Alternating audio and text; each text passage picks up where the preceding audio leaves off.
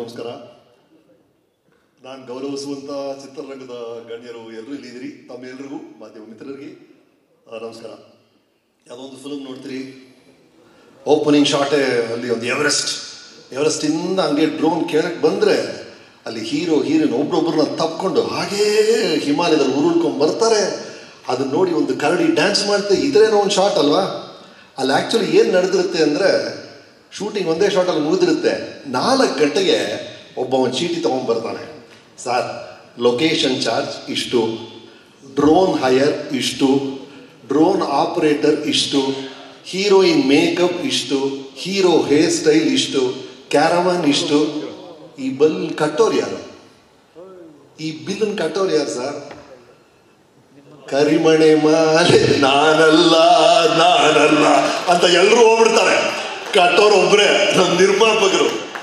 ಹಾಗಾಗಿ ನಾನು ಏನು ಹೇಳ್ತಾ ಇದ್ದೀನಿ ಅಂದ್ರೆ ಸರ್, ನೀವು ನೋಡುವಂತಹ ಪ್ರತಿಯೊಂದು ಚಿತ್ರದ ಪ್ರತಿಯೊಂದು ಶಾಟ್, ಪ್ರತಿಯೊಂದು ಫ್ರೇಮ್ ಹಿಂದೆ ಒಂದು ಬಿಲ್ ಇರುತ್ತೆ ಸ್ವಾಮಿ, ಒಂದು ಖರ್ಚು ಅಂತ ಇರುತ್ತೆ.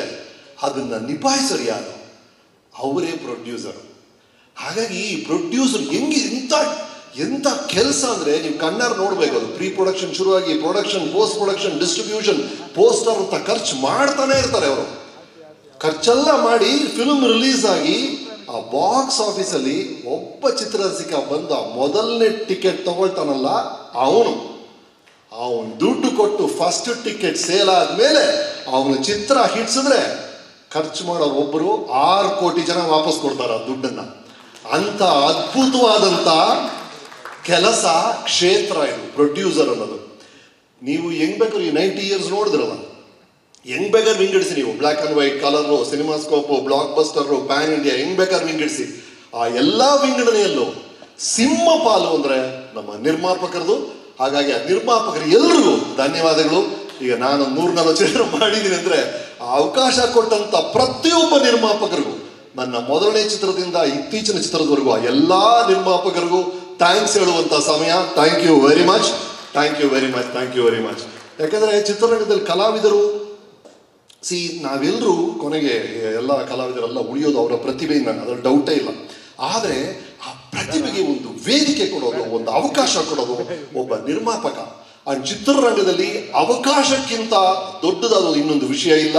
ಅದನ್ನ ಕೊಡುವಂತ ನಿರ್ದೇಶಕರಿರ್ಬೋದು, ನಿರ್ಮಾಪಕರಿರ್ಬೋದು, ನಾವು ನಮನಗಳನ್ನ ಸಲ್ಲಿಸಲೇಬೇಕು. ಹಾಗಾಗಿ to the entire producer team, ಈ ಎಂಟೈರ್ ತಂಡಕ್ಕೆ ಅಭಿನಂದನೆಗಳು. ಇವರೆಲ್ಲ ಸೇರಿ ಈಗ ಈ ಕಟ್ಟಡವನ್ನ ನಿರ್ಮಿಸಿದ್ದಾರೆ. 40 ವರ್ಷಗಳ ಕನಸಂತೆ. ಆದರೆ ಬಣಕರ್ ಹೇಳ್ತಾ ಇದ್ರು, ಹೇಳಿದ ಟೈಮಲ್ಲಿ, ಹೇಳಿದ ಬಜೆಟ್ ಅಲ್ಲಿ ಮುಗಿಸಿದಂತ ಸೂಪರ್ ಹಿಟ್ ಚಿತ್ರ ಅಂತ. ಅಭಿನಂದನೆಗಳು, ಕಂಗ್ರಾಚುಲೇಷನ್ಸ್.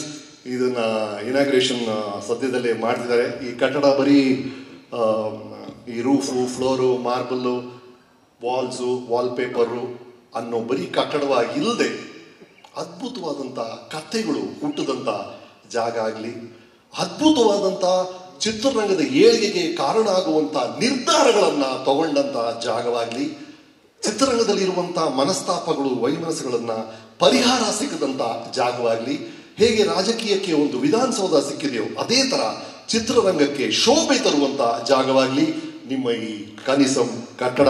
ಅಭಿನಂದನೆಗಳು. Good luck.